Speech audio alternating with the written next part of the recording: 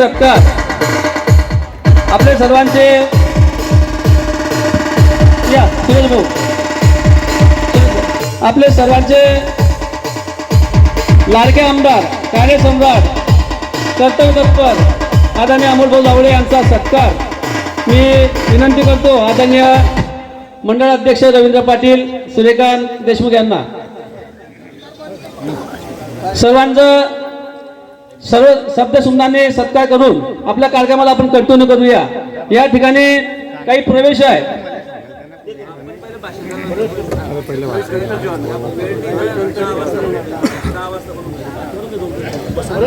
मनियार बिरादरीच्या माध्यमातून या ठिकाणी शेख महमूद व त्यांचे सर्व जी टीम आहे हे या ठिकाणी शरद पवार राष्ट्रवादी गटातून भारतीय जनता पार्टीमध्ये प्रवेश करतात। शहर अध्यक्ष महमूद भाई व त्यांची सर्व जी टीम आहे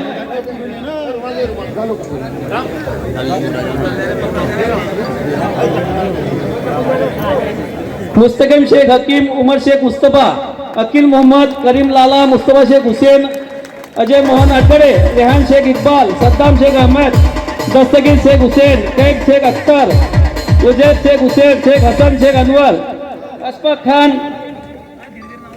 रज्जक खान बिस्मिल्लाह भाई बबलू शेख रऊफ शेख मोहसिन शेख जैनुद्दीन सैयद हुसैन सैयद नगर परिषद यांच्या निवडणुकीच्या निमित्ताने आपण या ठिकाणी एकत्रित झालेलो आहोत। त्या सभेसाठी उपस्थित आपले लोकप्रिय आमदार तरुण तडफदार आमदार अमोल दादा जावळे दादा आहे का म्हणजे याच्यात लिहिलेलं आहे म्हणून म्हटलं दादा अण्णा अप्पा भाऊ नाना तात्या आम्हाला तर फार संकटमोचकच करून टाकले तुम्ही। आमचे दुसरे जुने सहकारी माजी आमदार अरुणदादा पाटील नंदूभाऊ महाजन नंदू आहे का नंदूभाऊ महाजन जिल्ह्याचे भारतीय जनता पक्षाचे जयंत चंद्रकांत बाविस्कर त्या बसून घ्या आता 10 वाजेपर्यंत उठता येणार नाही तुम्हाला बसा आणि तोपर्यंत मी काही थांबणार नाही। मान्य शिवसेनेचे नेते कार्यकर्ते ज्येष्ठ कार्यकर्ते सुरेश भाऊ धनके आमच्या केतकीताई प्रल्हाद भाऊ पाटील आपल्यासमोर आहेत ते सुद्धा सगळेजण उशीर तसा फार झालेला नाही 10 वाजेपर्यंत सभेची परवानगी आहे। सकाळपासून आता 7वी माझी सभा आहे। रावेर यावेळेला आपल्याला जिंकायचं आहे। रावेर नक्की जिंकायचं आहे का? मागच्या वेळी थोडक्यात आपली गाडी चुकली बरोबर आहे। थोडी कसर आपण सोडली त्या कसर ठेवल्यामुळे आपल्याला थोड्या मतांनी आपली जागा गेली आणि 5 वर्ष आपल्या मनामध्ये ती खंत राहिली की आम्ही थोडा प्रयत्न केला असता निवडून आलो असतो 5 वर्ष आम्हाला अधिक कामं करता आली असती। पण आता या वेळेला ही संधी सोडायची नाही। कुठल्याही परिस्थितीमध्ये आमच्या संगीताताईंना या ठिकाणी निवडून आणायचं आहे आणि म्हणून त्यासाठी आवाहन करण्याला मी या ठिकाणी आलेलो आहे। माझ्याकडे 5 जिल्ह्यांची जबाबदारी आहे। नगर नंदुरबार धुळे जळगाव आणि नाशिक 53 नगरपालिका माझ्याकडे आहेत। त्यातल्या जवळपास 47 पूर्ण झालेल्या आहेत। राहिलेले उद्या 5-6 त्या ठिकाणी मी पूर्ण करणार आहे। मी आत्ताच जामनेरची सभा घेतली। मी तर जामनेरला सभा घेतच नाही कधीच। विधानसभेला सुद्धा 2-3 मध्ये मी पाय सुद्धा ठेवली मतदारसंघात। कोणाला मतही मागत नाही कोणाकडे जातही नाही एकाही खेड्यावर जात नाही। 150 खेड्यांपैकी जामनेर शहरातील कुठल्या नेत्याची सभा नाही महाराष्ट्रातल्या नाही का दिल्लीतल्या नाही। कार्यकर्त्यांच्या भरोश्यावर निवडणूक सोडतो तेच मला निवडून आणतात। पण आज खूप आग्रह झाला विशेष करून आमचे मुस्लिम कार्यकर्ते आणि म्हणून त्यांच्या भागामध्ये खूप मोठी सभा त्या ठिकाणी आताच केली. आपल्याला कल्पना आहे गेल्या वेळी 28चे 28 सदस्य भाजपचे जामनेरला मी निवडून आणले होते. त्यामध्ये 7 नगरसेवक हे मुस्लिम समाजाचे होते. ते 7चे 7 निवडून आले. त्याच्या आधीसुद्धा तीच परिस्थिती होती. सगळेचे सगळे सदस्य आमच्याकडे कमळाच्या चिन्हावर निवडून येतात. मुस्लिम सदस्य दुसऱ्या चिन्हावर निवडून येतच नाही आणि त्यामुळे तिकिटासाठी खूप भानगडी त्यांच्या त्या ठिकाणी असतात. याही वेळेला आता पुन्हा सगळ्यांना तिकीट दिलेलं आहे आणि त्यांनी सांगितलं की आता नुसतं निवडून नाही तर समोरच्याची डिपॉझिट जमा करून आम्ही त्या ठिकाणी निवडून येऊ. आपण बातमी बघितली असेल, माघारीच्या वेळेला सगळ्या माघार झाल्या. माझी पत्नी साधना महाजन ही आता 4थ्यांदा नगराध्यक्ष झालेली आहे. 3 वेळा ती जिल्हा परिषद सदस्य होती आणि 4 वेळा आता म्हणजे 7 वेळा ती त्या ठिकाणी निवडून आलेली आहे. 7 वेळा. आणि यावेळेला 10 नगरसेवकसुद्धा अजूनच्या बरोबर बिनविरोध आलेले आहेत. अजून 6 होणार होते पण 2-2ची जोडी होती. मग काही म्हणे हो भाऊ हा मागायचं म्हणजे हा बिनविरोध झाला तर मग आमचा प्रचार कोण करेल, हा घरी जाऊन बसून जाईल. आणि म्हणून असं करू नका, आता माघार कोणाचीच घेऊ नका. 10 खूप झाले, आता आम्हाला लढू द्या. आणि म्हणून 2-2 जण तर पॅनलमध्ये लढताय. पण मी तुम्हाला आताच सांगतो एकाही नगरसेवकाची राहिलेल्या 17पैकी डिपॉझिट वाचणार नाही. इतकी चांगली परिस्थिती जामनेरमध्ये माझ्या मतदारसंघामध्ये त्या ठिकाणी आहे.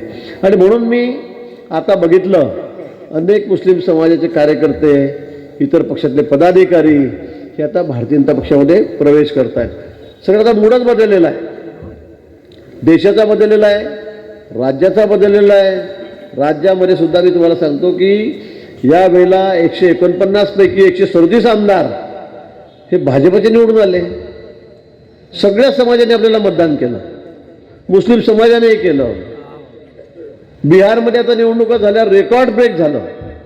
देशामध्ये असं इतक्या पद्धतीमध्ये 101 पैकी 96 आमदार, 95 आमदार हे असं कधी झालं नाही. ते आता यावेळेला झालं. हे का झालं तर सगळ्यांनी आपल्याला मतदान केलं. कोणी त्यातून चुकलं नाही, कुठला समाज सुटला नाही, सगळ्यांनी आपल्याला मतदान केलं आणि म्हणून एवढी रेकॉर्ड ब्रेक मतं आपल्याला या ठिकाणी मिळालेली आहेत. माननीय मोदीजी देशाचं नेतृत्व करतायत. आज कशी कामं चालू त्यांच्या नेतृत्वाखाली, काय निर्णय होत आहेत सगळ्यांना आपल्याला कल्पना आहे. म्हणजे दिल्लीपासून गल्लीपर्यंत सगळं आपलं सरकार आहे.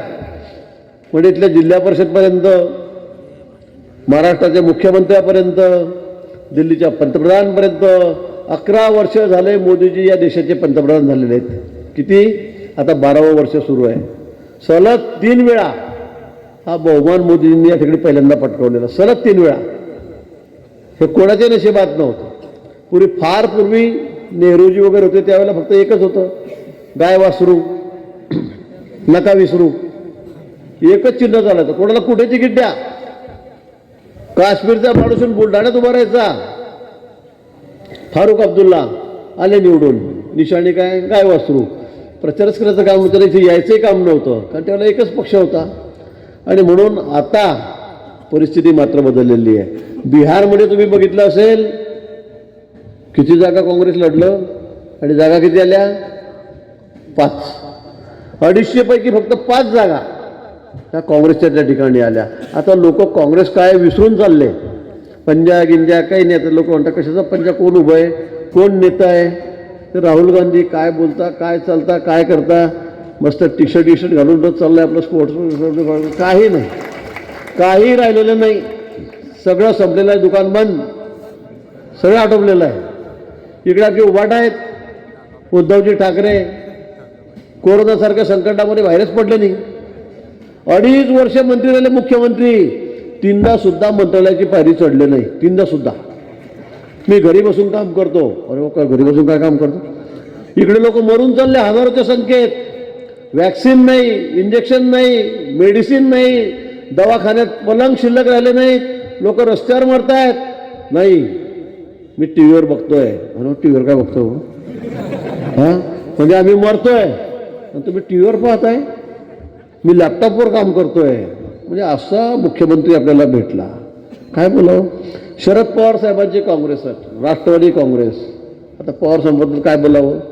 त्यांचंही काय राहिलेलं आहे? काँग्रेसचं काही नाही, उबाटाचं काही नाही, पवार साहेबांच्या काँग्रेसचं काही नाही. आता इतक्या सरावाची रोड नवाई चाललेली आहे. निवडणुका आहेत नगरपालिकेच्या, नगर परिषदेच्या. तुम्ही शरद पवार साहेबांची सभा कुठे ऐकली का, की या नगरपालिकेत आमच्या माणसाला मतदान करा? ऐकलं कुठे? ताईंचं आपल्या सुप्रियाताईंचं नाही, कुठेच नाही.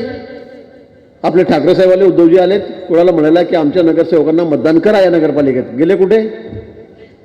छोटे आमचे राजकुमार काय ठाकरे, आदित्य ठाकरे, ते तरी कुठे गेले? की एखाद्या नगरपालिकेमध्ये गेले की बाई आम्हाला मतदान करा, आमच्या माणसांना मतदान करा? कोणीच नाही. काँग्रेस तर कोणीच नाही. वडट्टीवार नाही, नाना पटोले नाही, कोणते दुसरे आता अध्यक्ष कोण आहेत ते सध्या, देशमुख का कोण ते आहेत? सपकाळ, त्याच्यामुळे काही कळतच नाही. एक जण प्रचाराला नाही. आपले नेते तुम्ही सकाळपासून 7-7, 8 सभा घेत आहेत. देवेंद्रजी उठते सकाळी 8 वाजता निघाले की रात्री 10 वाजेवर प्रचार बंद पडेपर्यंत सभा घेत आहेत, नंतर रात्री 12 वाजेपर्यंत बैठका घेत आहेत. शिंदे साहेब आहेत, एकनाथजी शिंदे, सकाळी निघाले की रात्री 8 सभा ते रात्रीपर्यंत घेत आहेत. अजित दादा सभाचा धुळा सगळे दूर उडत आहेत. काही ठिकाणी आपली युती नाही आहे, पण आपण बहुतेक ठिकाणी महायुतीमध्ये लढतो. बहुतेक ठिकाणी आपले नेते कार्यकर्त्यांसाठी सगळ्या दूर धावत आहेत. आणि हे म्हणता आम्हाला काय गरज आहे घ्यायची, कारण त्याला माहिती आहे निवडूनच कोणी येणार नाही आहे. बिहारसारखी स्थिती होणार आहे, महाराष्ट्राच्या विधानसभेसारखी स्थिती होणार आहे, आणि कार्यकर्त्यांसाठी कोणीच नाही. म्हणजे यांना निवडून आणण्यासाठी कार्यकर्त्यांनी मरमर मरायचं, झेंडे घेऊन कुदायचं, मारामाऱ्या करायच्या, भानगडी करायच्या.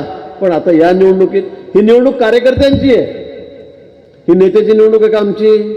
आमचं झालं, आमचं आमदारकी झाली, आमची खासदारकी झाली, वरती सरकार आलं, खाली जोरात सरकार आलं, आम्ही मंत्री बनले. आम्ही जर म्हटलं सर आमचा काही संबंध नाही, जा हला का तुम्ही, चला तुमचा प्रचार करा, बोंबला आणि या निवडून, असं चालेल का? चालेल असं? तुम्ही आमच्यासाठी राबलात, दिवसाची रात्र केली, रात्रीचा दिवस केला, घोषणा दिल्या, झेंडे घेऊन उड्यावर फिरले, आणि म्हणून आम्ही निवडून आलो. पण आता तुमची वेळ आलेली कार्यकर्त्यांची. हजारो कार्यकर्ते आता नगरसेवक होणार आहेत, जिल्हा परिषद सदस्य होणार आहेत, पंचायत सदस्य होणार आहेत, महापालिकेत निवडून येणार आहेत. मग तुमचा प्रचार आम्ही नाही करायचा तर कोण करणार आहे? कोण करणार आहे? पण हे नेते मंडळी मस्त घरामध्ये बसलेली आहे, सगळे फक्त दंडुका समोर आला की वाटेल तसं बोलायचं. ते सपकाळ काही बोलतायत, वडट्टीवार काही बोलतायत, आमचे ठाकरे तर काही बोलतायत. आता मला वाटतं भोंगा परत उद्या सकाळी सुरू होणार आहे का? मी ऐकलं काहीतरी असं की उद्यापासून काहीतरी थोडं बोलणार आहे, प्रॅक्टिस करतं बोलायची, परत म्हणजे सुरुवात करणार आहे. पण चांगलं आहे. रस्त्यावर जायचं नाही, कुठे भाषणं करायचे नाही, कुणाच्या गावात जाऊन त्याच्याकडे बघायचं नाही कार्यकर्त्यांकडे, फक्त याच्यावर पोपटपंची करायची. एवढं काम त्यांचं या ठिकाणी चाललेलं आहे. आणि म्हणून